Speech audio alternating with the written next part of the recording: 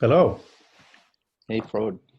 I am sorry about today and even sorrier about last time where I couldn't be here at all. No worries. It's I thought it was noon, and then I went back to your original email and it said 11 a.m. Eastern time. So, oh, but okay. I guess you had changed it later, and I Uh, should have I, stuck with my first instincts. I'm honestly not sure, so let's pretend. All right. How have you Uh, been? yeah, I'm good. I'm in Norway to see my mother for a while, so Oh, that's okay. Nice. interesting. Yeah, it's Yeah. nice. They're doing much better than the UK or most places, but this week they started also having um, you have to have masks in any public place. Right. Good. So here in shopping centers, people are handing them out Hmm. to help with the adjustment. So very Yeah. strange days. Well, it's over here. It's over all over. Don't have to worry about it anymore. The Donald declared that COVID is over with. So. Yeah, no, exactly. That's you must be celebrating. Yes, we are. So um, I just actually wanted to just check in real quick um, with you if I can uh, just update you on a couple of things. And I won't be sticking around for the group. I actually have to get going. So just real quickly, um, Sure.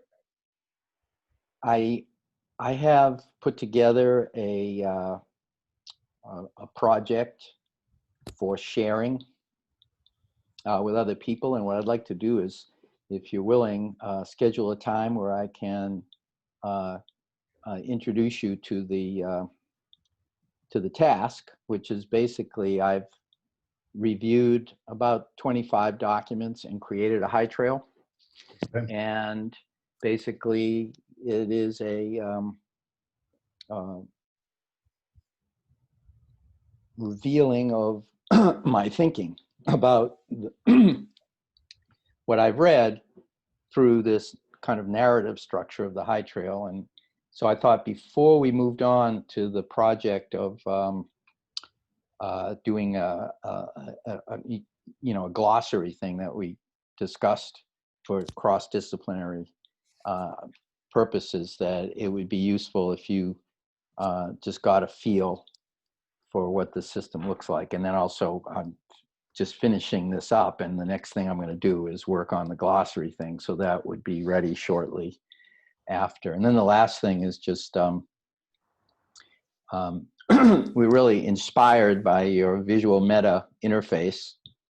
And because when we rebuilt the back end, we suddenly had control over the UI that we didn't have before. Because in the past it was, oh, don't change anything because you'll break things. But now the system is much more modular and so forth.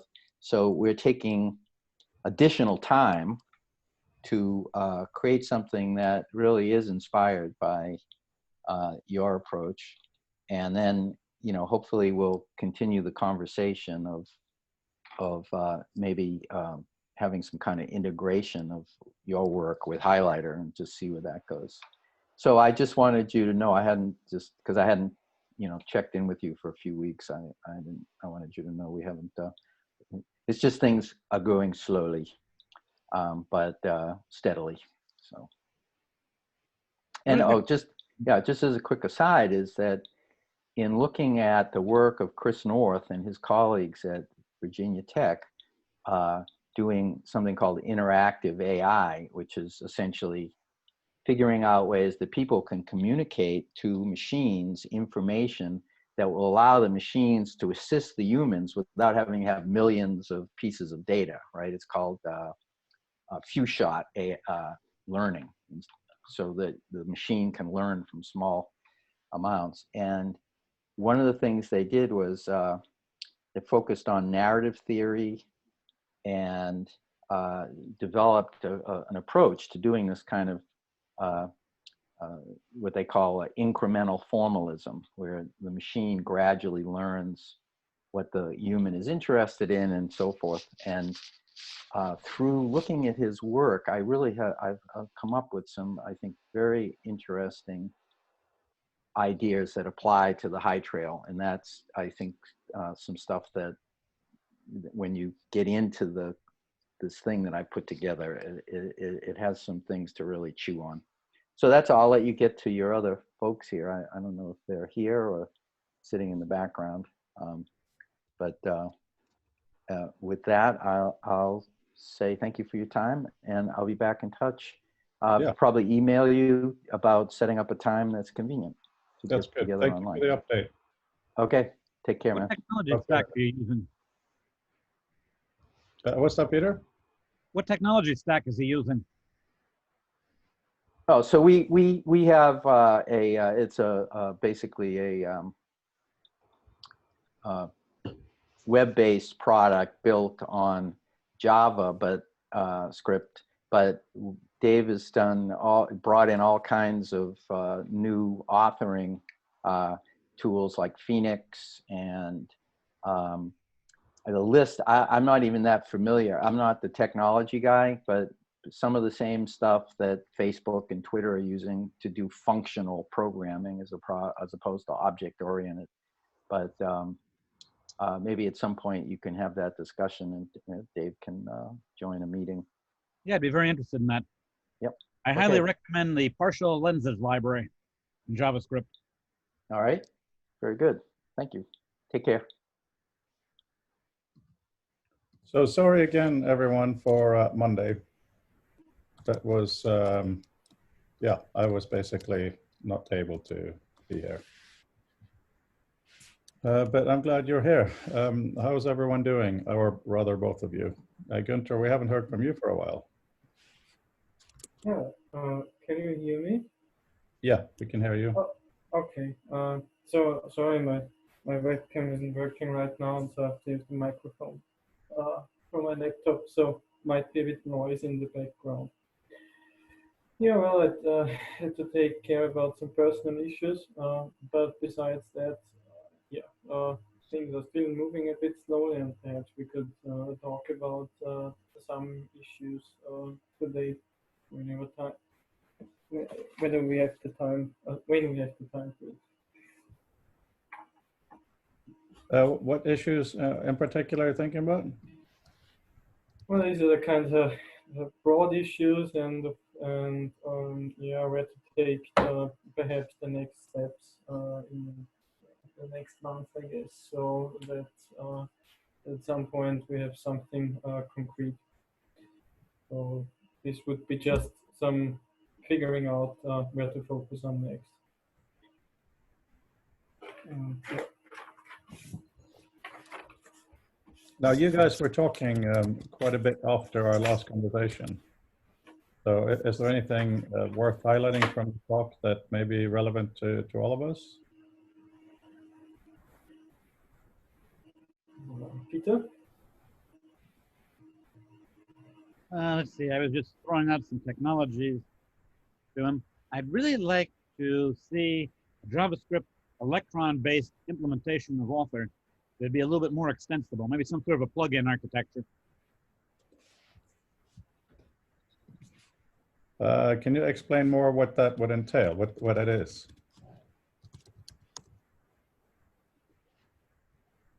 Well, the idea would be to allow functionality to be added on top in a modular manner so that you could write a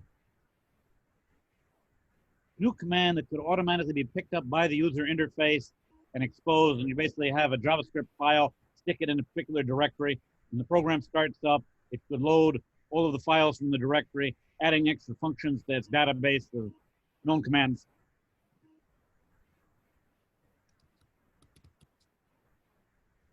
Yeah, I mean, That way you wouldn't need to touch the main program proper to be able to extend it. And I think that'd be very useful. Yeah, yeah, I mean, yes, that does sound interesting, but at this point, I just basically need to get, yeah, I can't make any big changes like that at the moment. I'm paying for programming rather than doing it myself, so that makes it all a bit more hairy. Well, any code base I develop, I'd be more than happy to share with you. I'm working primarily in the new IMBA programming language now. So I had to sort of like back out and deal with a lot of tooling issues. For instance, first I'm modifying Tinderbox so that I can use it as a literate programming environment. That will let me start building more complex constructs in IMBA and have them be self-documenting so that I won't lose track of the code I'm creating. Right. You know, and initially I'm going to be deploying that to create the new website for Founders Quadrangle, but that exact same code could be used by anybody else, and I'll be more than happy to provide it to you. The IMBA language is really designed for creating state-of-the-art user interfaces because it merges style sheet, JavaScript functionality, and user-created tags and web components. So it's just perfect.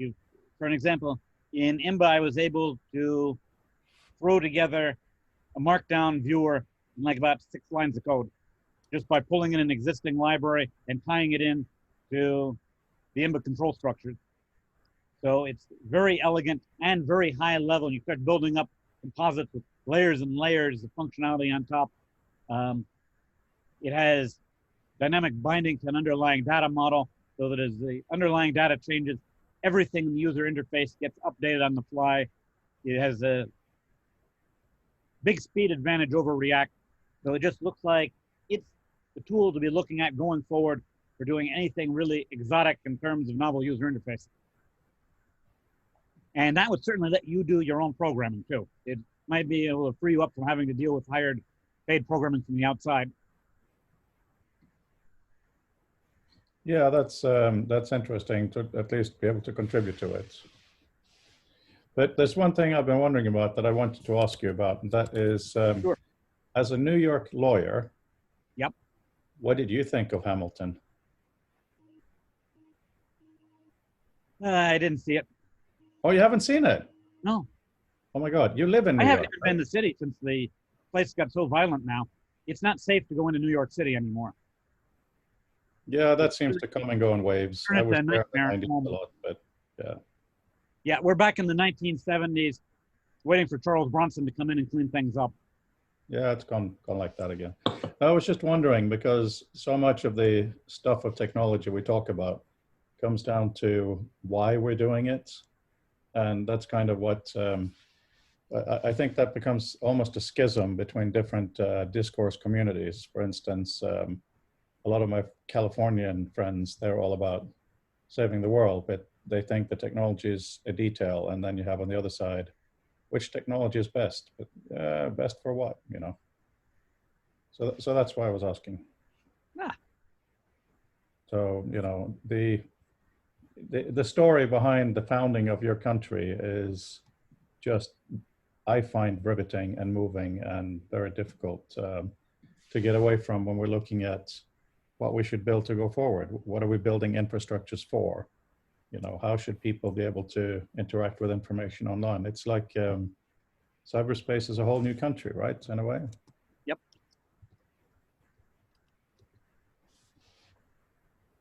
Yeah. So that really. Yeah, and I'm starting to think more also about the social control thread. And did you ever look at Walt Disney's original planning for Progress City? No.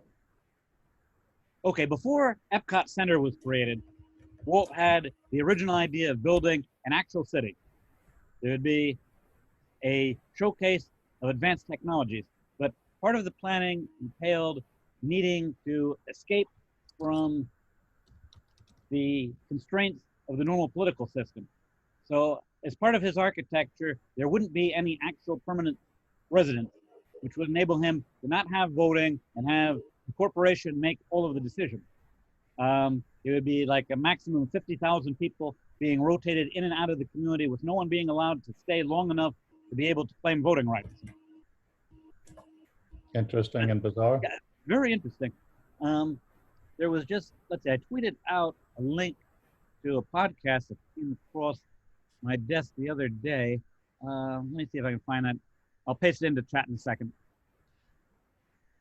But apparently, someone created a fictionalized podcast series based on the premise that Progress City had actually been built, exploring those very issues of social control and how things would have played out if it was actually done for real.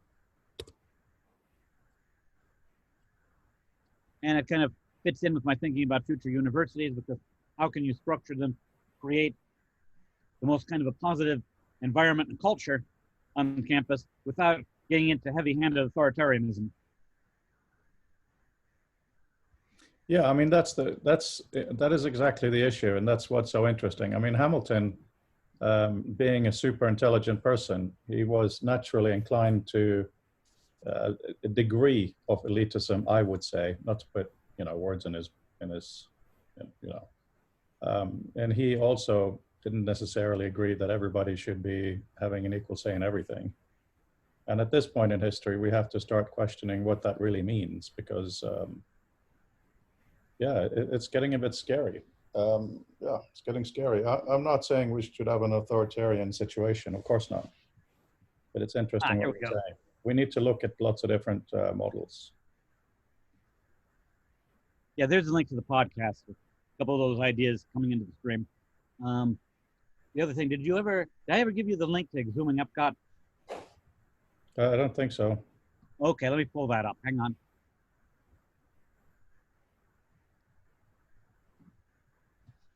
That's in the Core AC UK repository. I don't know if you know it, but it's just an absolutely wonderful search engine of cross-disciplinary academic papers. Opening it now. And that,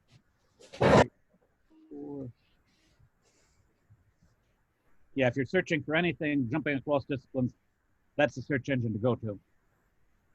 By the way, the engineer who designed the Magic Mountain, yeah, that was my uncle. Oh, wow. It's very, very strange how these things are in life. So I've never talked to him about it, and he died earlier this year. But family members have confirmed it properly again and again. But because I first learned about it as a child, the fear of it not being correct was just too great to bring it up. You know what I mean? Mm-hmm. Okay, there's the link to the Exhuming Epcot paper. This was a thesis that a marketing student did in Florida, speculating on what would have happened had Epcot been built for real. So it was like an imaginary marketing plan based on the assumption that you were actually building a real community, as opposed to the theme park that actually grew out of it in the end. Really fascinating read.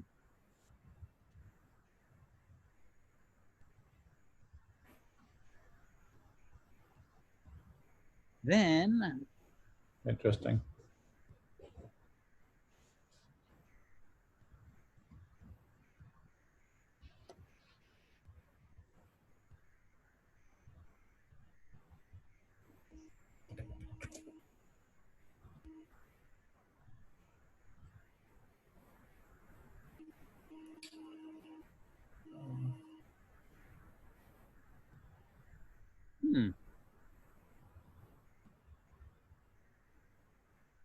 I have to search for the next thing I'm looking for. Let me get Devin Think up.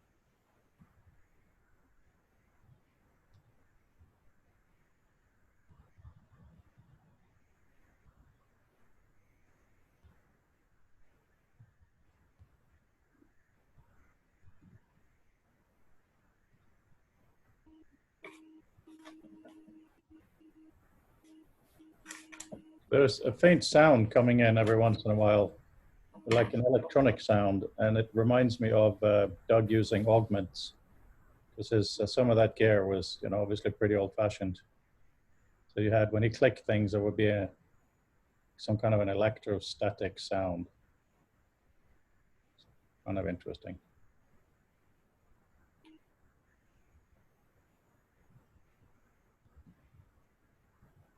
This is the problem with millions of saved web pages, trying to find the one you're looking for. Yeah. That's a research problem right there. You should be able to search in your history based on multiple criteria. I can think of another book that was on that site. Maybe I can find it.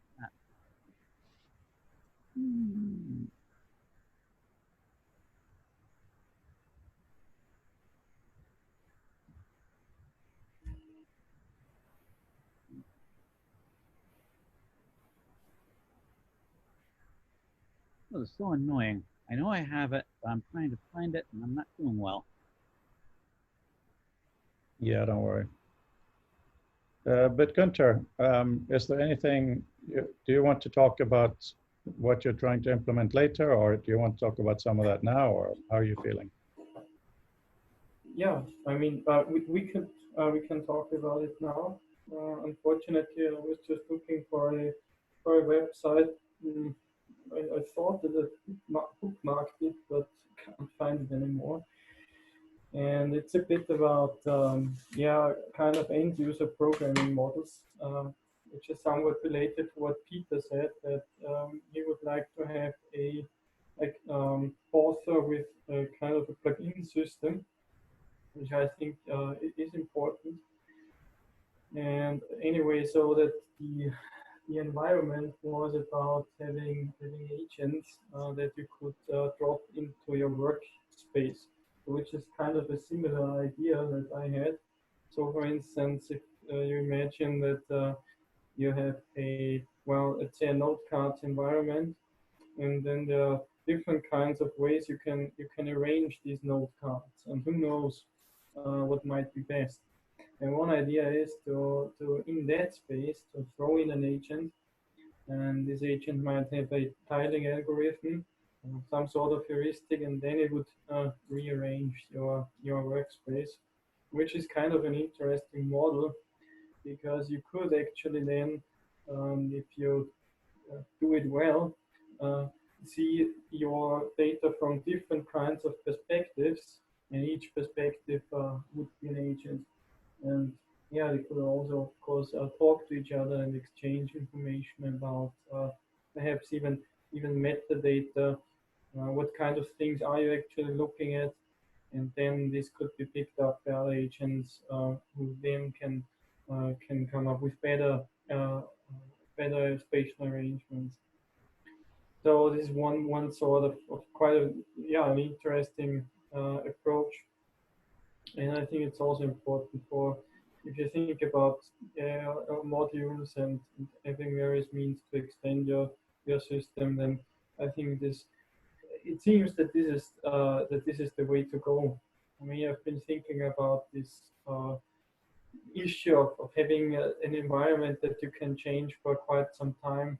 And this is the only thing that really starts to crystallize now, because uh, you see, the problem is once your environment gets too complex, it's too difficult to understand each detail, and especially when writing plugins. I mean, of course, there are good systems out there, but still they often require quite an extensive amount of research and experimentation. I think the agent-based approach would be very interesting, also considering computation and text. Now, there are other tangents which are a bit on the horizon, and one really important issue is addressability. So we want to have, of course, addressability, but we don't really have it, or only very limited means. And of course, by having a kind of a, well, by having these kinds of agents, they could also give you addressability by digesting the information that you're viewing. And I have mentioned this several weeks ago, but to really make this work requires quite a bit of considerations and time. And this is actually, yeah, what I've been doing just in the last few weeks, just figuring out what kinds of approaches are there, and what can be practical. Collaboration is, of course, another big issue. Uh, so I guess it's best to sidestep that a bit and say, well, you could at least have a network of agents and collaboration via that angle.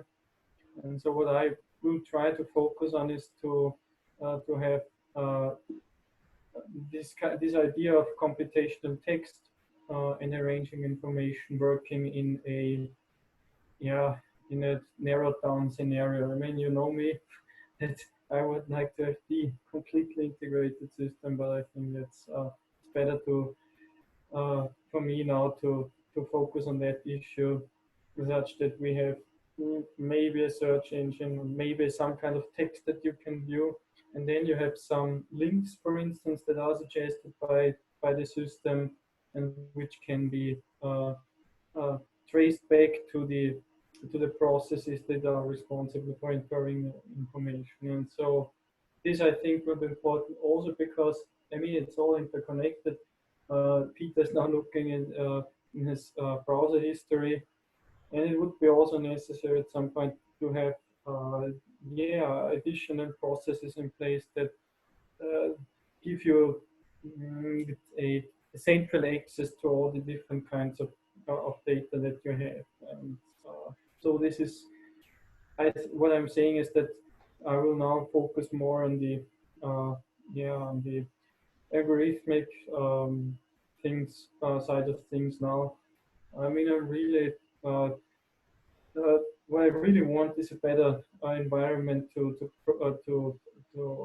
experiment in the programming, but my projections are that this will take too long. So I focus on that issue. Maybe other things I hope will get easier in this way. And I still have to think about how to set up some demos that actually demonstrated, and forget about building a completely integrated system for now. So it's something that I have to accept, and then I think we will have interesting ways to move forward. Yeah. So one thing that springs to mind, because obviously what we're now talking about is the big important issue, is when I talked to Doug about this, one of the things I credited him with, which he did not fully agree with, was because of his command language. You both know a little bit about how Augment NLS worked, right? Yeah. Yeah. Okay. So to explain it for context, in the top bar, you would enter do this with this, and then you could also say in this way. You could potentially also add time to it, which would then make it a macro, right? So what I credited him with was inventing full grammar command language. And, you know, he was, oh, I'm not sure if it really did this, and he was trying to downplay his importance. But the reason I'm mentioning it is, if we maybe base the work that we're trying to do on some sort of grammar, which is part of the point of what I'm trying to do in Visual Meta, but it's not often something I highlight. You know, each line in Visual Meta is supposed to be, this is this, this is this, by the way, it means this. So if we manage to build the grammar and make the grammar understandable, what do you both think? Would that be a means to try to approach some of the issues that Günther just brought up about you build something and becomes complicated, especially if you're trying to look at someone else's world? Definitely. For grammars, I like parsing expression grammars, since they give you a single canonical parse, no matter what you throw at them. Either it won't parse or it will parse, no ambiguity. They're based on ordered choice. So you indicate which rule has priority over which rule. So again, if you match, there's only going to be one match coming out of it. So unlike a lot of the other grammar systems that are designed to deal with natural language, you don't wind up getting a set of possible interpretations out of it. So this is like PegJS is the best implementation currently available in the world of JavaScript. Also, I commend your attention Chris Crawford's idea of an inverse parser.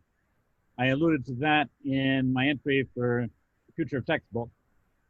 And that was the notion of having the grammar and then programmatically generate the user interface from the grammar so that the user of the system who's new to it can only create grammatically correct constructs.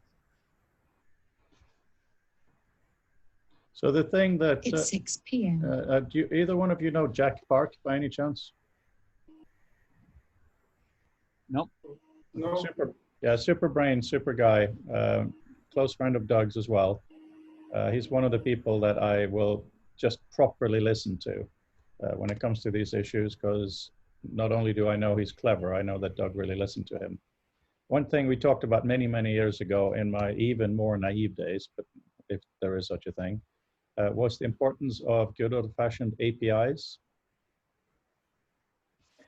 And I think that, Yes. yeah, so that kind of comes into this, doesn't it? That if you have a method of defining APIs, so it's really clear in the system, then doesn't this seem to address, if you have a grammar of how things are done with something in a certain way, and this is the API. I mean, could we, I know I'm just being very naive and kind of dreaming here, but could we have a requirement that anything built for the system must have an API that says, what are your APIs? Or is that very normal, in which case that would be interesting? I think it depends on your horizon. So I haven't really talked about perhaps about the main problem that I'm addressing. It's difficult because it's only becoming really clear right now. So yeah, you see, but of course, if we have a very focused view on what we are actually going to build, how we are going to interact with it, then it seems to be yeah, a good way to go. But the problem that I'm having is that you know, I mean, of course, it's dangerous, but here's what I think. So I'm sure you have listened to you have seen Brad Whitter's talk where he talks about the early inventions in computing, the NLS and so forth. And there's also a slide I could search for that where he mentions the concepts of APIs. And you see, the problem is these approaches they don't scale because APIs change and expectations in systems they always change. And one of the problems, this is of course all my opinions, but I think one of the reasons why we have experienced such a tremendous growth in systems and we are having such difficulties with dealing them, maintaining them, extending them, ties down to the problem that yeah, that one man's abstraction is another man's obstacle. And there are too many ways to describe phenomena in computer science, to describe models. And what is really needed for the future is our processes that adapt the environment, that actually transform models in a way such that they fit to your expectations. And I know this sounds very abstract. No, that sounds very interesting. Yes, and this is, well, I call this the Arecibo model. And so what it means is that the system tries to figure out what could actually match to the thing that you are describing, and how could I possibly come up with something meaningful regarding your interaction. And this could be very well text-based, which I think would be easier for now. And where actually the system tries to map the sentence to an actual meaning, an effectful meaning in the system. But the problem with this is that the way I see it, from a systems perspective, is one huge obstacle is that most environments are not really reflective. So you can't easily inquire a running system about its concepts and what these concepts or even machinery, the parts of the machinery that are part of a system are actually good for. What are they doing? There are only a few systems in which you can do this very deeply. However, with an agent-based approach, you could actually have some workarounds in place that try to build a conceptual model of the environment, where you can see you have perhaps algorithms that, you see, because one of the problems is text. And we know, I mean, text is very flexible, and I like the flexibility of text, but even trivial things like dates can be encoded in thousands of different ways. Yes. And you can actually deal with that. I mean, you can have there are parsers for for every kind of textual description. There are parsers for markdown, parsers for dates, for really anything you can think about. And I think the only scalable way to deal with this is to have agents that have a network where you pass in around and ask, hey, what is this thing that I'm actually looking at? And when you can imagine that then you have a network of participants, could most likely autonomous agents that could say, well, I know this is a date, so here is the additional information to the date. Another agent say, hey, I know this is a table, and the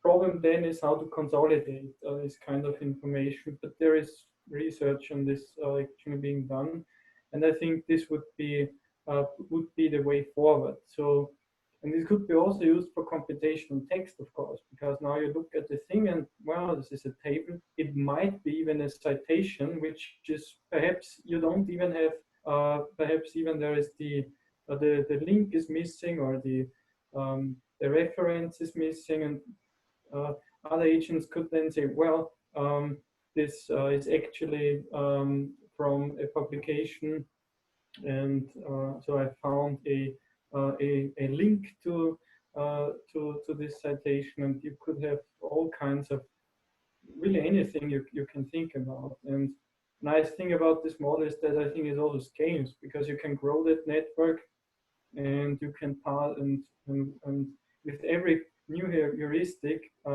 this network would be able to cope with more different kinds of ways to represent things, such as tables, citations, perhaps data sets.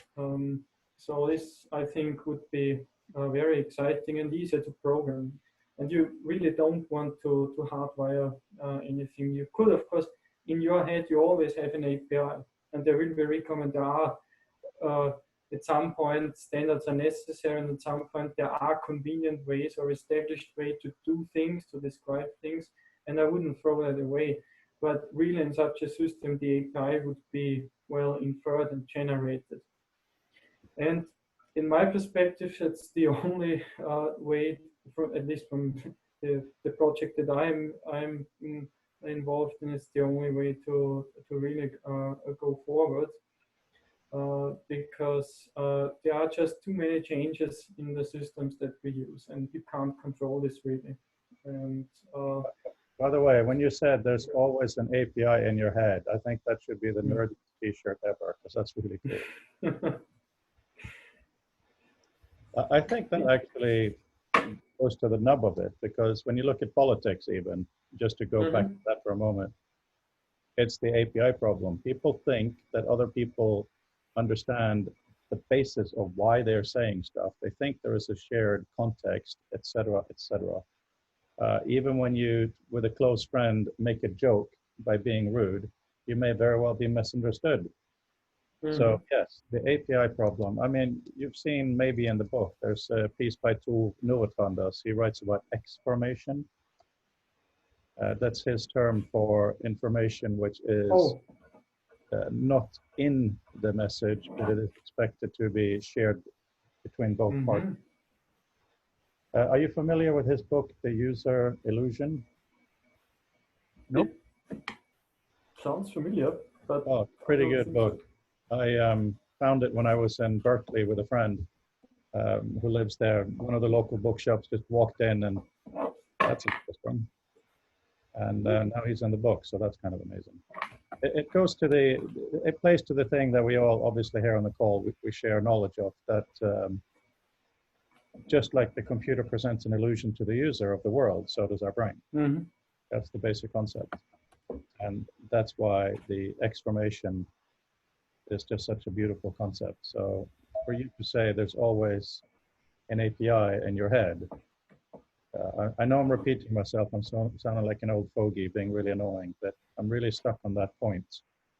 I think that is really, really a profound point, that there's always an expectation Mhm. that you understand the other system, be it a personal computer input and output, and that that system understands yours. Yes, and that's yeah, that's really the core of it. And the problem that we have in engineering and in designing the way systems are designed right now is that um, that all these expectations they are abstracted into a model, and now everyone has to think in terms of this standardized model or this standardized way to do a thing, and this can yeah this creates all kinds of problems. And I mean in programming I have seen this in many instances where I just wanted to change minor tweaks the way a text editor works, and you of course have a structure in your head also due to experience with other components, and suddenly the thing you're working with is structured completely differently. And the only good way to really address this is to have the system try to meet your expectation, try to meet your point of view. And this is a very tough research problem, but I think it's very well worth pursuing, because otherwise, yeah, we will end up at some point with problems in yeah working with the systems that we build and extending them. And so yeah, and this is and the way and what I'm doing is to what I'm doing for the next steps is to do some small scale experiments where you could you yeah but I'm still not certain how the demos will look like, but I have some ideas. And if we can arrive at a consensus here that this would be, I think, a great step forward. And we got consensus on the research direction. Yeah. I'm wondering, Peter, what do you think of that idea of everyone has a API in their head? I think of it more in terms of a language dialect. I have sort of like a domain-specific language in mind when I'm working on any given problem. Have you ever seen the MPS system from JetBrains? I put a link to it in the chat. Yes. Yeah, the problem is it's very, very complex. So the problem I have with these tools I have is that, yeah, they look great, the demos, but once you work with these systems and you want to change fundamentally the way that the system works, things can get very hairy and very difficult. I mean, there are lots of great ideas in the system. What I'm really looking for is a kind of a different kind of systems organization from the ground up. Because, yeah, I mean, you can get very far with DSLs, and they're extremely important. So when you're working on a complex problem and you choose the right DSL, they can tremendously can make things tremendously easier. But at some point in your system, you have a whole lot of assumptions, a whole lot of implicit knowledge that you find nowhere. And then things can get very tough. So you have to do web searches, and just think about how often you have to look up in the internet how a specific thing you're trying to interact with really works, especially when you want to adapt some parts of the system. And so I think this is an orthogonal issue, because I mean, Foley also talked about having a kind of command-based interaction with the system, but it's only really effective if you can infer information from the environment. So, I mean, you don't really want to map these things by hand. So, for instance, what I mean is that now I'm using, I found a tool that's called Obsidian, and I can give you perhaps the link to this, and it's an authoring environment. So you write text in Markdown, and then you have even a graph-based view of the links, and yeah, I mean it looks kind of really nice. And you have a command line process, I think it's called, and then in this process you can type in some words, and the processor will give it then suggestions such as split this view or make a link. But ideally, these things should be automatically mapped, so that when the system knows, well, at some point somewhere there is a component which can do splitting or which can do linking, let's map to this. And so it needs to, the problem is, of course, you can define a grammar, but then how do you have to associate semantics to the grammar, and this should be done, what I'm trying to explain, by late binding, such that depending on the environment the grammar is embedded in, the actions are bound to the specific parts of the system. And this hope in an as automatic fashion as possible. And yeah, so Nice. it's really... We should have a look at this site. This was the second peg-based parser generator for JavaScript, but it took a much more modular approach, and it split off semantics from grammar as Yes, modular actions. yeah, that's I noticed this, the further development of Augmented, and it's great. I mean, it has inheritance, and it has lots of benefits.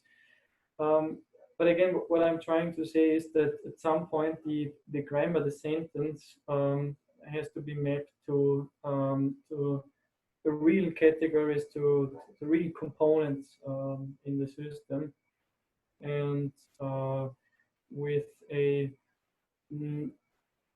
yeah, and this should be done by having agents that discover other services, for instance, such that the actual meaning of the sentence is translated on the fly.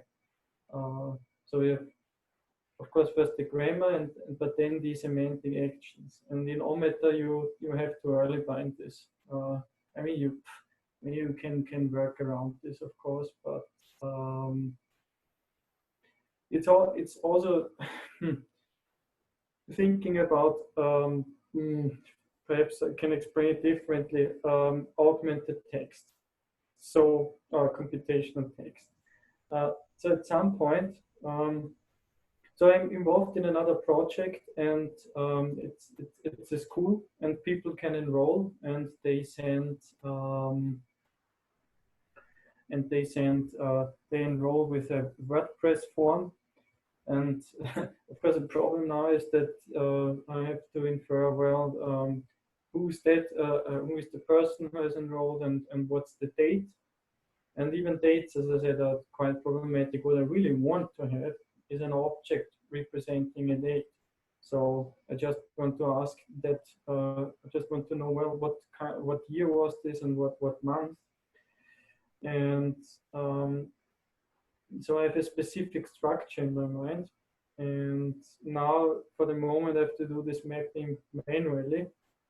And what's really needed is kind of a system that gives the things that we interact with an additional semantic layer, with agents that infer meaning about the artifacts that we are interacting with. And in this process, then the inferences you can then use to have a conversation with the system, such as text-based. And of course, you can build all kinds of other stuff on top of that.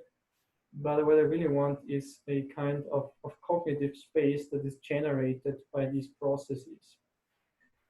Because you see, I think one of the greatest problems that we have is that, I mean, there has been this interesting notion of object-oriented programming in the 70s and in the 80s, but our systems are, unfortunately, the text-based approach is prevalent, and now we are dealing with all kinds of data, yeah, but data is meaningless. You always need you always need processes that tell you what is it really that I'm looking at, and this is very important because it can be even used for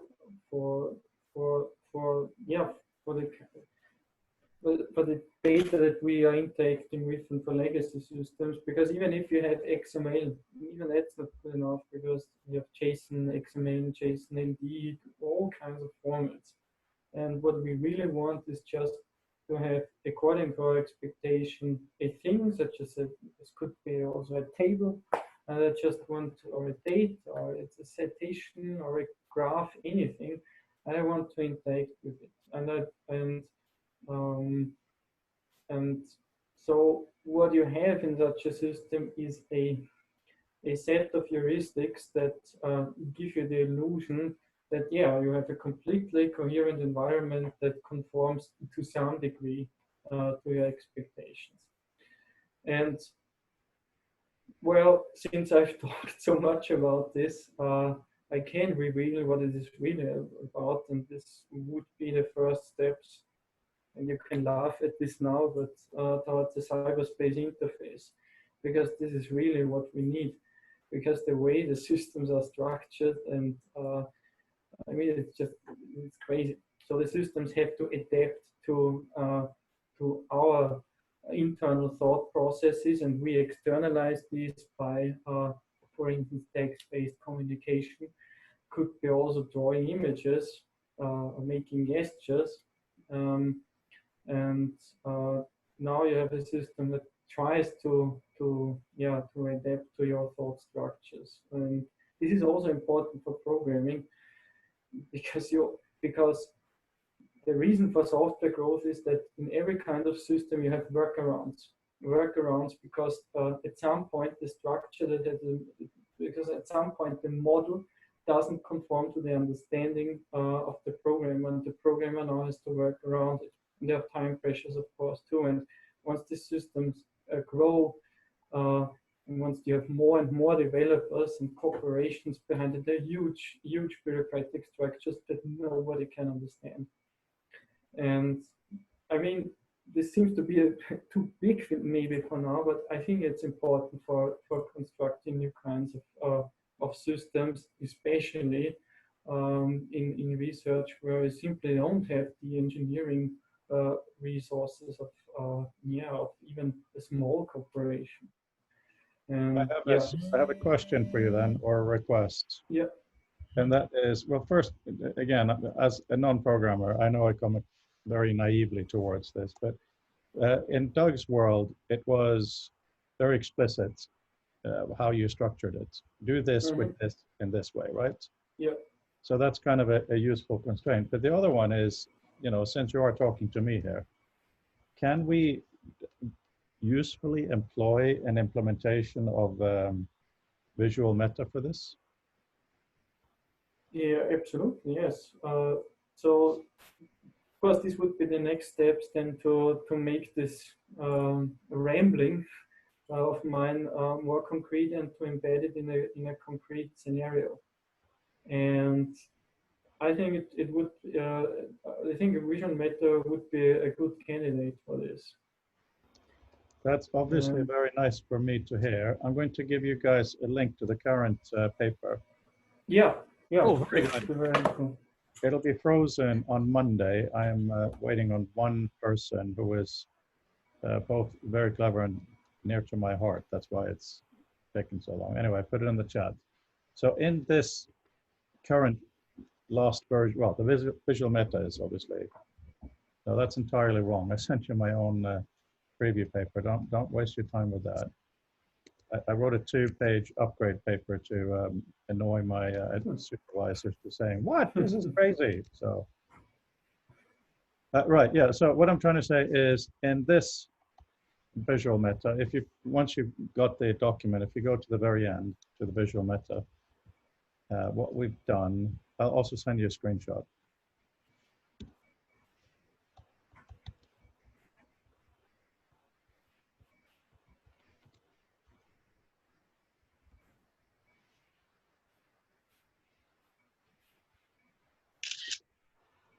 And this is super arbitrary, and this is just us being, hang on, your computer, screenshots. There we go. Yeah, so the reason I'm saying it is, yeah, please tell me when you have the screenshot or the document in front of you. Okay. Oh, downloading.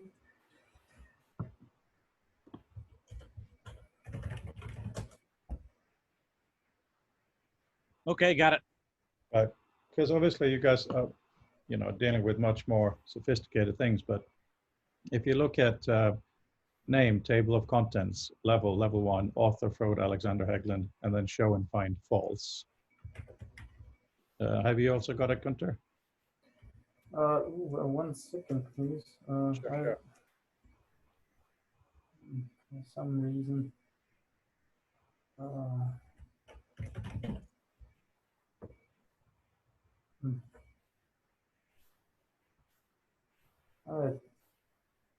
I don't know, there's something wrong. Oh, now here it is. Yes, I got it. Okay. So what we've done here is, and this is just Jacob and me chatting. It's not properly defined by the community as it should be, but if you look at the table of contents, so first thing is level 1. Maybe it should have said heading level to be more clear to someone who doesn't know. But then what I'm highlighting to you today are the two other things. Author is me. Because if you look down on the piece by Adam Chyer, author is Adam Chyer. Here it's the same because it happens to be that the heading is the name of the author. That's the way the book is structured. But the table of contents is written by me. But that's not very interesting. And that's why the next and last one is show and find is false. So if you do a search for anything and it is in there, it's just not interesting text, so we define it out. So is this the kind of structure that we can build into helping test some of the ideas that you're talking about?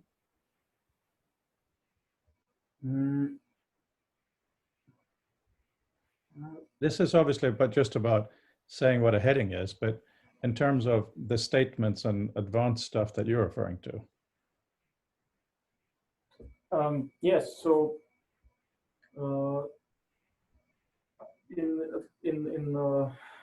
this would be yes. This could be used. Yeah. I mean, I'm just trying to figure out exactly how it fits together. But yeah, I mean, in theory, you can support all kinds of formats, and this would be one add-on, so to say, to this system. Okay, my initial thought looking at this is that I'd want to use quasi-natural language statements to construct this and let this view be generated by the system from sentences like Frode Alexander Hägglund wrote the table of contents. The table of contents contains whatever. Yeah. Right. Yeah. You know, but simple, clear English language directives that would have a rigorous mapping to this underlying structure.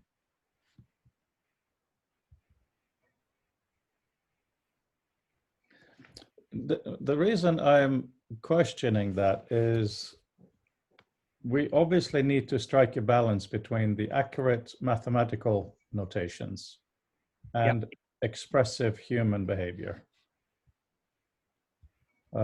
So I'm just, it would be,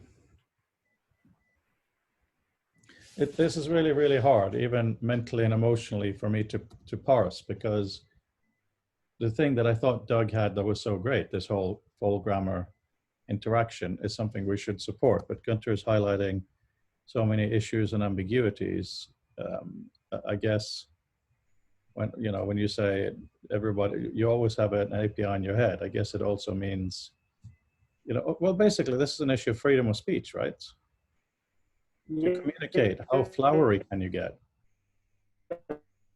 that's that's the issue. Yes, and so, and the problem is you all standards. That's crazy. You see, your visual meta notation is ideal for letting people who are using lots of different tools be able to parse it and extract the content. So that's really great. It doesn't matter what language you're using, as long as you have some parsing tools for your language, you'll be able to deal with this because it's nice and rigorous and well laid out. But it's not the kind of content you'd want anyone to be generating by hand. There'd just be too much range for them to get things messed up if they were trying to create it that way. That's why I like the idea of a textual interactive language kind of interface using relatively simple statements that the system could then extract this representation from. Yeah, no, yeah, I agree with that. World. I mean, in the book, I have actually coded this by hand. So that is why I agree with you that no one else should have to suffer that. Right, exactly. Yeah. But it is equally important that it should be possible. It shouldn't just be very arbitrary. A human can do it. Right. But yeah. I still agree with your point, obviously.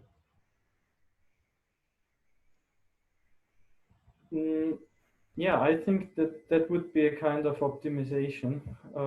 So, because yeah, it's not that easy to come up perhaps with a good way to represent for a human to encode this. So I think yeah, well, I think it's best first to advance visual meta further, and then think about the special case where a human would actually want to manually write this kind of information, because it should be really generated from the tool that you're using. Now, I just had a little flash of recollection to a system I was experimenting with many years back, and I was trying to write a content management system using Go, and what I started doing was building up a state machine combined with using Go channels to pass content around. But the key point was that the state machine paralleled the grammar that I was looking to parse on the other side. So I was using the state machine library to direct simple prompts and queries to the user. So you could say, maybe edit and the name of the blog entry. Then it would start prompting for metadata related to a blog entry, because it moved into, I'm now in the state of laying out metadata for blog entries. And that let the user interface seem like it was more of an open-ended dialogue, when in reality, it was very tightly welded to the grammar, and I couldn't do anything that would wind up generating content that went out of bounds. Mm-hmm. So let me ask you another question then. Yep. And that is, okay, if we were back in Doug's day, there was no competition, we could have made everything, technically speaking, everything. Not to say, yeah, anyway. So now today, one of the complications is sending messages electronically from here and there, and some of the issues and more issues than what we've discussed today. But what about if in our community, we try to make a document-based discourse, which is of course what academia is supposed to be. So we actually try to do really visual meta stuff and send things around. I just gave you a 3-minute semi-secret video of where I am currently, but it would be really, really interesting if one of you guys perhaps decide that you want a certain characteristic to be in a document that should be readable by others, and we try to make that thing work. Maybe it's even computational text, which presents its own challenges. I have not done any of that. In my mind, just to clarify, the difference between computational and augmented text, computational text changes intelligently based on an interaction. Augmented text is plain text that an external tool is applied onto. You know, it's not black and white, but should we maybe try something like that rather than, because I think, Gunther, you're thinking really big, but you may be thinking, in a sense, too big. Yeah, that's true. So of course, narrowing, focusing on on a discourse, it would be tremendously useful, because the thing that I'm thinking about isn't realistic now, but it has to get started somehow, and Yeah. I think this would be a great opportunity. Question is, I'm not really sure. I mean, I've also thought about, how to have a simple, a very simple tool to facilitate the discourse. But I have to say, I don't really have good ideas there. So all the things that I think about, yeah, but maybe you have some ideas. Well, yes, I do. That Yeah. is something along the lines of liquid space, dynamic view, that kind of thing. Because I think that I'm an artist by training, background, and temperament. But when I go into a kind of a non-linear text view, workspace view, it always shocks me how quickly it becomes utterly messy. Yeah. You're here. Yeah. So I'm glad we've all had those journeys. But I think that Yeah, still, in Tinderbox, I spend 99% of my time in the outline view, and I avoid the map view as much as possible. yeah, exactly. So I still think there is something there. I still think that the idea of having a non-linear view is hugely important. But the issue is, of course, providing such rich interactivity that the user doesn't feel they're looking at a wall of stuff. They're looking at a sculpture that they can change the view so smoothly that they can, it's like someone's messy desk, you know what I mean? Mm-hmm. That you know how everything connects and what everything is. So to start experimenting with interchanges of that kind of stuff, I think would be hugely interesting. Automatic graph layout is your friend. It's one friend, but it's also, if you make a mess, it's your own mess. It kind of links to your brain in a different way. Mm-hmm. So they should both be, you should be able to toggle into this and that. That's, I really think that's a huge, So, yeah. so although I talked about something perhaps seemingly different, still, I still find the liquid space very important as a crucial component of all this. And there are lots of ways how to organize your. I mean, in my environment that I'm building, and hasn't been too much progress, but now my desktop is piled up with notes, and this is already getting annoying. So I'm looking at it just now, and having ways to reorganize this, and ways to I mean, it would be really great if, let's say, in this space, you find new kinds of, you could call it plugins, but I much prefer the term agents. I think it's a stronger outlook.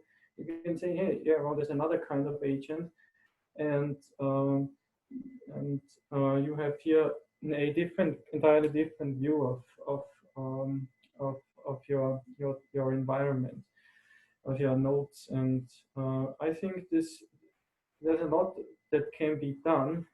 The question is,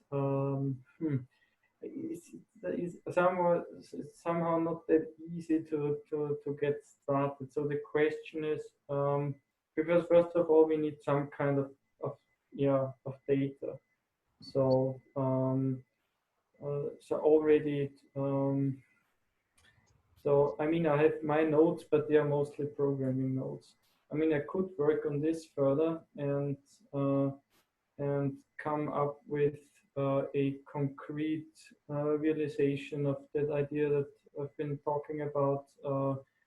Yeah, next week, this I could do such that yeah, because I know what I'm trying to describe. It sounds all very vague, and so this is something that I could do for next week to have means to reorganize your work in a fashion that encourages experimentation and discovering perhaps new ways to. Perhaps there is a researcher who has developed a new kind of agent with a new algorithm, and you can pull that into your workspace and see how it of from the perspective of that agent how the view would look like. I think this I could do in 1 week with some very simple examples. Do you mean working on the liquid space code, or do you mean something different? Well, for now, just a confined demo, and then perhaps on the liquid space code. I've downloaded it, and yeah, it could be extended, but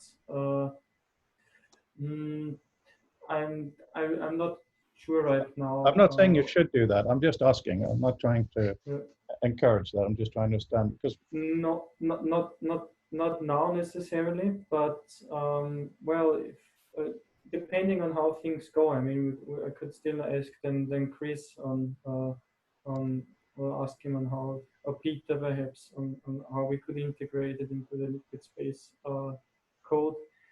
But as for now, I think it's for me it's easier to work on my own stuff. yeah, I mean, let me just we're over time now, and I'm grateful that you're both still here. So let me just ask you first, Gunter, and then the same from you, Peter. If we were to communally build anything, what's the key thing that it should do? And I will first answer to give you context of what kind of thing I mean. I think what would be absolutely incredible is to have a web page I can go to and find out what you guys are up to in an open and closing kind of a way, so that all of us as a community, we can add little bits about our activities, but it is quite clear for everyone else what's involved, that kind of stuff over.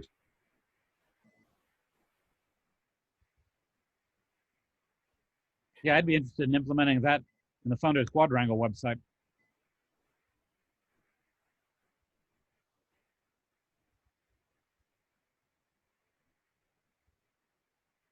How about you, Gunter? That's a very, very good question, and whether you believe it or not, I've been asking myself that for some weeks now. So what's the simplest possible way to collaborate and such we don't dig ourselves into a hole? And I don't know. A website would be certainly a good start, and yeah, starting from that, we can perhaps gather more requirements. But I think it would be great. I mean, the question is how exactly we would shape this. So would it be a bit like liquid space then, with a collaborative option, or what do you suggest? What would be the best, the easiest way forward? Well, basically, I think what the world needs is a new RSS reader. Okay. And the reason I say that. Okay. Yeah, the reason I say that RSS is one of those infrastructures that does one thing really well, and then you had companies like Google come in and do amazing things and kill the companies, and you all know how horrible that was. But if oh yes, yeah, I mean we currently don't have an efficient, powerful way where we can write stuff either in plain text or in more organized ways, and that people can choose to have a clue. All we have is fleeting Twitter and Facebook and other social media stuff that just doesn't stay. Well, here's something I was thinking about too. Having a system that could take directives from email.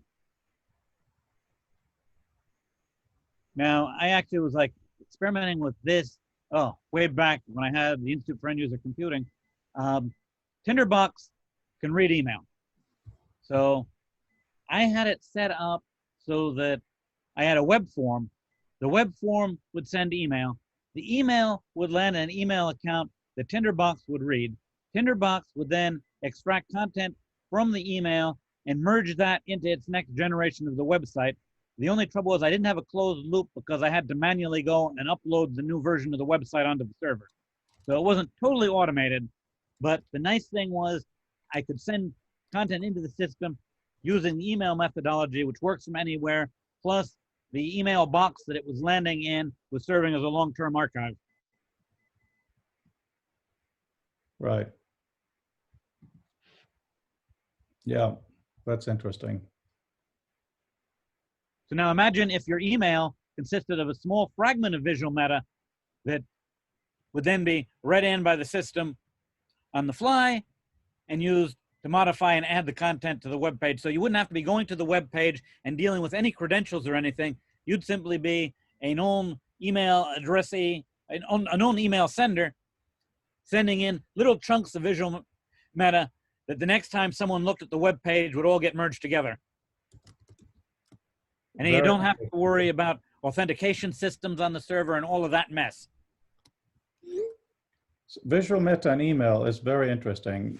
Way back when I had a service called Liquid Information Email, we had the idea of, and it kind of, somebody used it, did it to a certain extent, of in an email having code. So you could do basic things like voting for when to go for lunch or stuff like that. Basically, an email was a full web page. But of course, there are security issues, and that's why that probably isn't in the world too much. But if you could have, after the signature, plain, easy to read, visual meta style stuff. Exactly. What do you think of that, Gunther? I think it's a very good idea. Yeah. So, yeah, I like it. So how would we, for instance, put it in an email?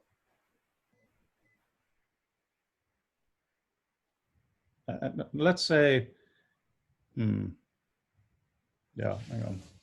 Well, also, let me ask you the opposite then. Maybe because Author can export to PDF, Word, all kinds of stuff, but it can also post to WordPress. What about posting to WordPress with visual meta? I like it. That would work. Because then the stuff that you're working on, Gunther, could have access to my RSS feed, and that visual meta would be useful for what you're doing, right? Yeah. And from inside of IMBA, I can already reach in to the WordPress database, because WordPress has a very nice data feed exposed through APIs that will give you a JSON version of what's in the WordPress data store. So that means from a language like IMBA, you can reach in, grab that, and then render it however you want with advanced interface controls, and you're not dealing with the WordPress blog interface anymore. WordPress is just simply forming a backend engine then for whatever you're building on top of it.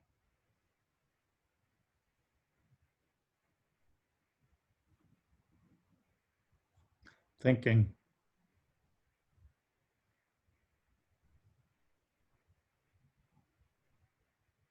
So we could, for instance, then write a, hang on. Well, okay, let me just completely change the question. What kind of stuff would we want to put in this visual meta? What are you thinking about?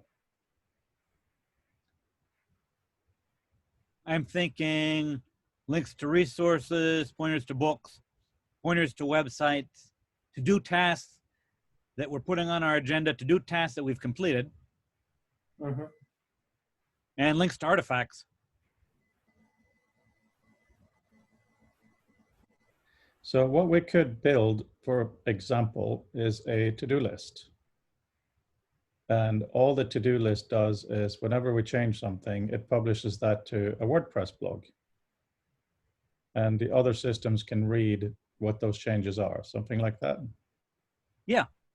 So we can use WordPress as a repository for all kinds of stuff. So one WordPress post would say in the visual meta, this is a to-do list by this person on this topic that has been updated in this way, etc. And RSS would be the basic means through these different WordPress domains being aware of what's going on, right? Yeah, that sounds doable. And then we could also have, yeah, a lot of stuff could go over that, I guess. I mean, a to-do list is a very simple thing. Of course, in reality, it becomes complex, but because the whole point of academic discourse via documents, of course, is here I am making a thing public. I'm publishing my statement that I've put time and effort into. The references is part of the metadata. Please read it. When you have an issue, please tell me about it by writing another document. And of course, there are some services that try to do citation mapping and all of that stuff. But even, you know, if we do, we could have something like this on WordPress where one thing that is missing now, we have pingbacks, but we don't really have strong ways of threading things, do we? Unless everything is on a single page. Right, and I'd want to be able to have a document and view it as being a bunch of independent standalone chunks, or have them all merged to give the bigger picture of the full overall chain of thought. Yeah. So some sort of a transclusion capability. And now we're in glossary territory as well. Wait, so are we going to be adding any glossaries to terms that popped up in the book? The only glossary we have in the book so far is the names of all you contributors.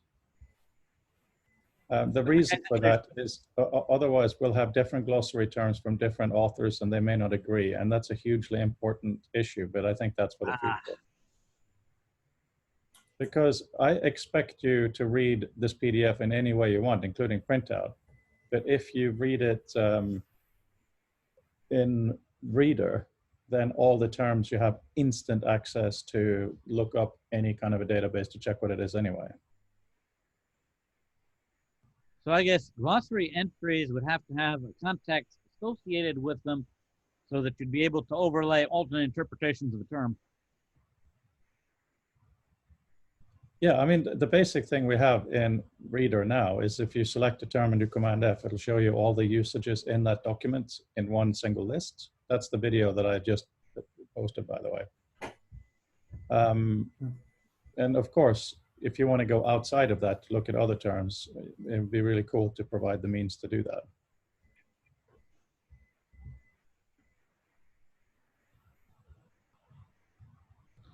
But I mean, I do have a passion for RSS because it's a thing that describes basic stuff and it's open and it exists.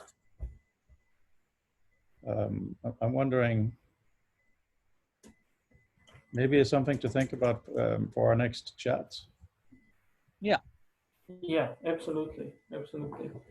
I'll be flying back to the UK on Monday, but that's in the morning. So unless there are any issues, I look forward to talking to you then. Yeah. Very good. Great conversation. Yeah. Yeah, good to talk, guys. And I'm glad we're mostly back on track. And I apologize for recent, what's the word? Not being here. All right, well, have a good weekend, as good as we can in these days. Yeah. Yep, take care, stay safe. You too. You too, bye-bye. Goodbye. Bye.